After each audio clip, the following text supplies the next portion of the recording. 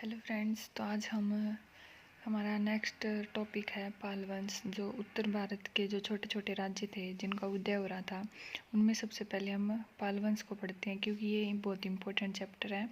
इसमें से हर एसएससी में तो सबसे ज़्यादा इसमें से क्वेश्चन पूछे जाते हैं। तो चलिए सबसे पहले देखते हैं पालवंश।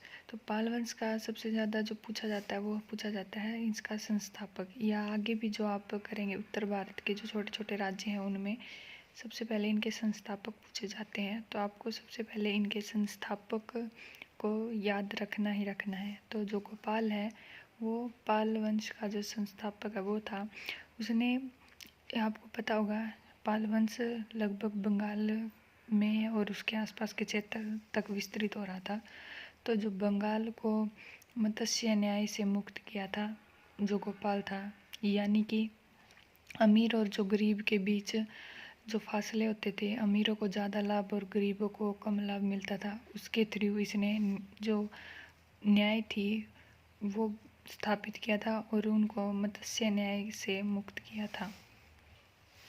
फिर नेक्स्ट आता है धर्मपाल।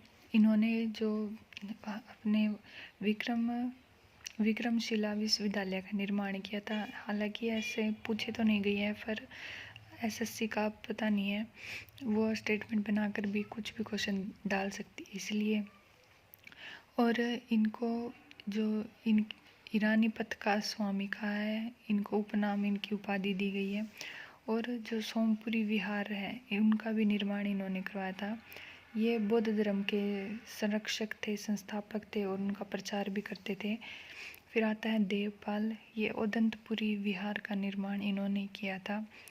इनके समय में, इनके शासनकाल में जो अरबी यात्री है सुलेमान, वो आया था। उन्होंने पाल को, पूरे पाल वंश को रुहुमा कहकर पुकारा या उपाधि दी, आप जो भी समझ सकते हैं, इसको रुहुमा कहा था।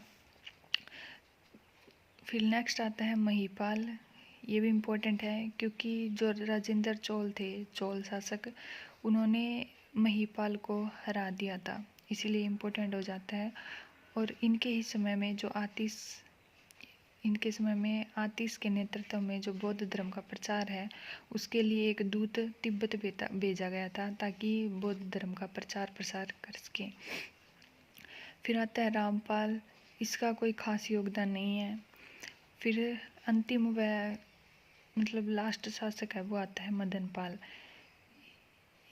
इसकी भी कुछ ऐसे नहीं है, बट लास्ट शासक या ऐसे करके वो पूछ लेता है। जैसे संस्थापक और लास्ट शासक है वो आपको याद रखना ही है।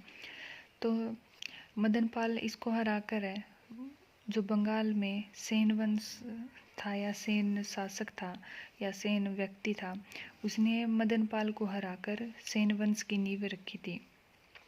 तो एक बार आप फिर से देख लीजिए। सबसे पहले जो संस्थापक है वो गोपाल, फिर आता है धर्मपाल, फिर आता है देवपाल, फिर महिपाल, और फिर ये रामपाल याद रखे तो रख लीजिए, वरना कोई ज़रूरत नहीं है। फिर आता है मदनपाल, क्योंकि मदनपाल को रखना इम्पोर्टेंट है, क्योंकि इसको ही हटाकर या मारकर जो सेन थे उन्होंने सेन वंश की स्थापना की थी।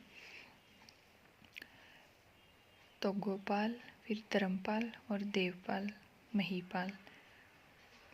गोपाल, धर्मपाल, देवपाल और महिपाल, इसको आप ऐसे याद कर सकते हैं। तो ये छोटी सी वीडियो आपको कैसे लगी? आई होप आपके प्रिपरेशन में ये छोटी छोटी वीडियो काम आ रही होंगी। तो ऐसे ही वीडियो देखते रहिए। Thank you so much.